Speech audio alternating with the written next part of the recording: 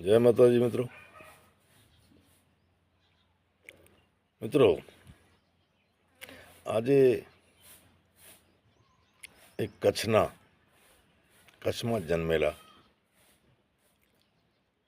જગડુ શાહ શેઠ વિશે થોડીક વાતો કરી. જગડુ શાહે પોતાની પાછલી ઉંમરમાં ભગવાન પાસે એવી માંગણી કરી કે હું નિર્વંશ થઈ જાઉં. મિત્રો, આ માગણી કેમ કરી? જગડુ શાહ ક્યાંના હતા? એમણે આ કચ્છ માટે અને ઠેઠ અફઘાનિસ્તાન, સિંધ, પંજાબ અને ગુજરાત, રાજસ્થાન માટે કેવી કેવી સખાવતો કરી, કેવા દાતાર હતા, અને આ બધી સંપત્તિ ક્યાંથી મેળવી એના વિશે થોડી વાતો કરીએ. તો મિત્રો, જગડુ શાહ કચ્છના ભદ્રેશ્વર અથવા આજુબાજુ એમનું જન્મ સ્થાન, એમનું જન્મનું ગામ. બે ભાઈઓ, એમાં જગડુ શાહ નાના. મોટા ભાઈને બહુ લાડકા જગડુ શાહ, પણ જગડુ શાહ રખડું, આખો દિવસ ભાઈબંધો જોડે રમતો રમવી, નાના મોટા ઝઘડા કરવા, અને બપોર પછી ઘરે આવીને જમવું અને પાછો રખડવા જાઉં. જગડુ શાહના ભાભીને આ બધું ખૂંચે કે આ જગડું કાંઈ કામ કરતો નથી. પણ જગડુ શાહના મોટા ભાઈને બીકે ભાભી કંઈ બોલી શકે નહીં, અને મૂળ તો એ ખેડૂત. એ પરિવાર પાસે જમીન ઘણી બધી હતી. એક દિવસ ભાઈ ચોમાસામાં વરસાદ વરસવાનો ચાલુ થયો. એક દી બે દી વરસાદ વર્યો, કેમ એ બંધ થાય નહીં. એટલે રાતના સમયે જગડુ શાહના ભાભીએ જગડુ શાહના મોટા ભાઈને એક ટકોર કરી કે આપણા ખેતરનો બાંધો તૂટી જશે, આ વરસાદ બંધ થતો નથી, આ નદીઓ છલકાઈને હાલે રહી. તો આ જગડુ શાહ બેઠો બેઠો રોટલા તોડે, એને મેલો ને બંધો તૂટવા નદી માથે માટી નાખે. મિત્રો, ભાઈ છે ને, જગડુ શાહના ભાઈએ પોતાના શેઠાણીને કીધું, કેમ એને જીવ વાલો નહીં હોય? આ મેઘલી રાત, વરસાદ ચાલુ, આ વીજળીના કડાકા ભડાકા, એને શું કામ મોકલું? જાઉં હોય તો હું જ જાઉં ને. તો કે ના, તમારે નથી જાઉં. હવે આ બે માણસોની વાતો જગડુ શાહ બાજુમાં રૂમમાં હુતા હુતા સાંભળે.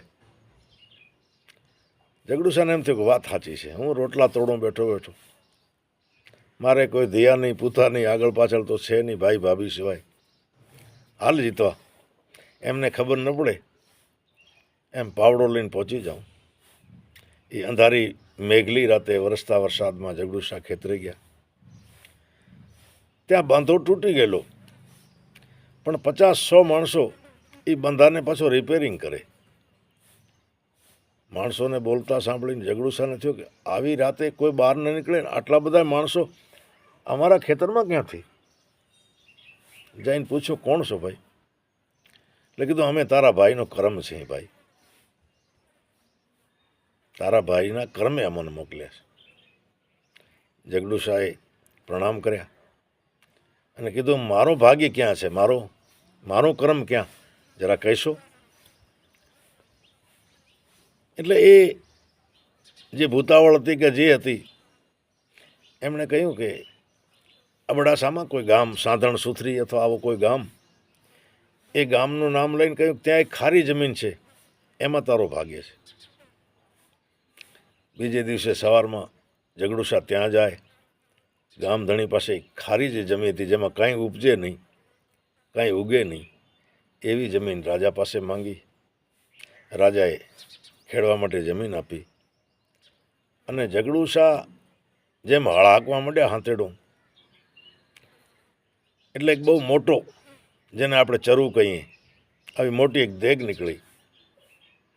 એમાંથી લાખોનો ધન નીકળ્યો. એ ધનનો રાજભાગ જગડુશા આપવા ગયા.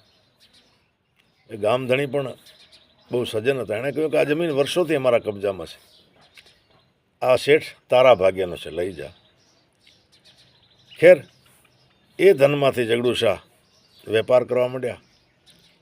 આ બાજુ બંદર, મુંદ્રા બંદર, માંડવી બંદર, નારાયણ સરોવર, કોટેશ્વર બંદર, અને 1 વાણ લીધું ને 2 લીધા ને 5 લીધા ને 25 લીધા. ભાઈ વિદેશથી વેપાર હાલવા માંડ્યો જગડુશાનો, અને જગડુશા ધોમ કમાણી કરવા માંડ્યા. અને પાછા દાતારે એવા, સખાવતી બહુ. એક વખત જગડુશાનો એક વાણ આજના ઓમાન, અરબસ્તાન બાજુ ગયેલો.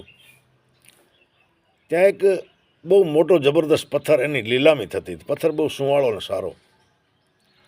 એ વખતના હજારો રૂપિયા ખર્ચ કરીને નીલામીમાં જગડુશાનો જે મુનિમ હતો એ આ પથ્થર ત્યાંથી ઓમાનથી અહીંયા લઈ આવ્યા. જગડુશાએ જૈન સાધુઓને વિનંતી કરી કે મહારાજ આ પથ્થર જોવો ને.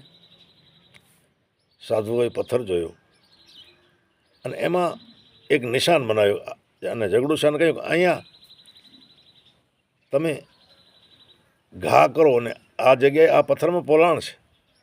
અને મિત્રો એમાંથી હજારો સોના મહોરો નીકળી અને જગડુશાની પેઢીઓ જામવા માંડી.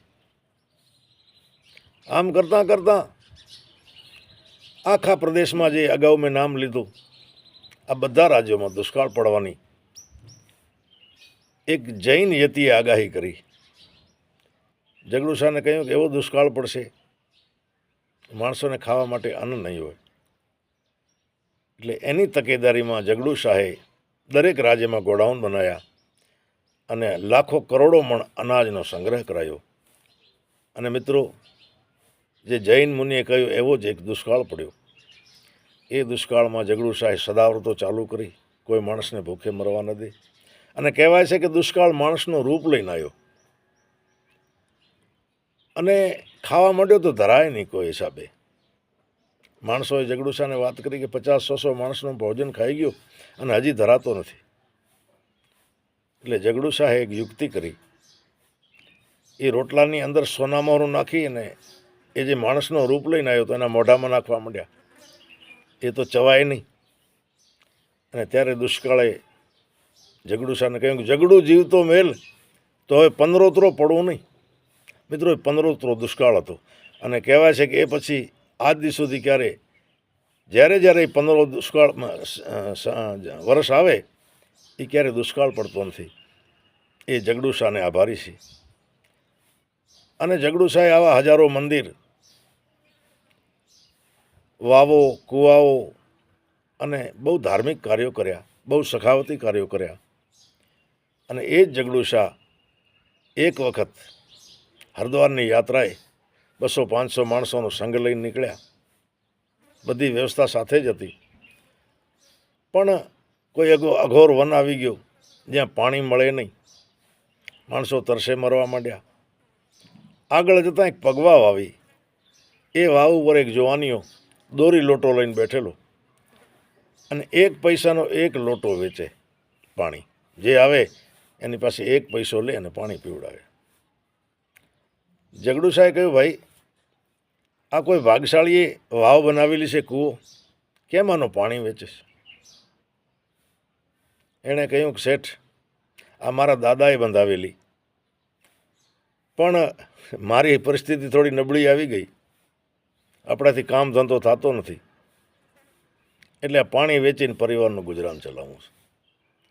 અને મિત્રો, જગડુશાહને ધ્રાસકો પડ્યો કે કાલે મારાય વંશ વારસો, આ મેં જે કાંઈ હું કમાણો છું કીર્તિ, અને એમ કહેશે કે અમે જગડુશાહના વંશ જ છીએ અને હવે દર્શન કરવાના પૈસા આપો, આ ધર્મશાળામાં રાત રહેવાના પૈસા આપો, તો મારું નામ બોલશે.